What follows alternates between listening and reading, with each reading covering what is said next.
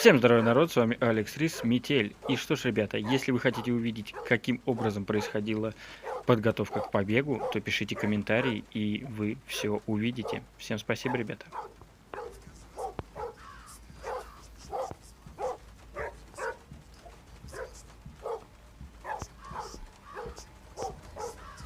А ну заткнись!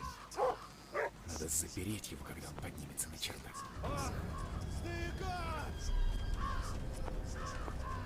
Решил Ну давай поиграть быстрее. в прятки! Давай. Все. Уходим. Прекрасно, и теперь убегаем. Привет, пес. Ай, какой ты собака злой. Ой-ой-ой-ой-ой, я надеюсь, я убегу. Отпусти меня. Псина. Спасибо. Вот так вот, ребята. Вот так вот за 15 минут я прошел данную главу. Это уже у нас третья глава. Да, третья глава была пройдена за 15 минут.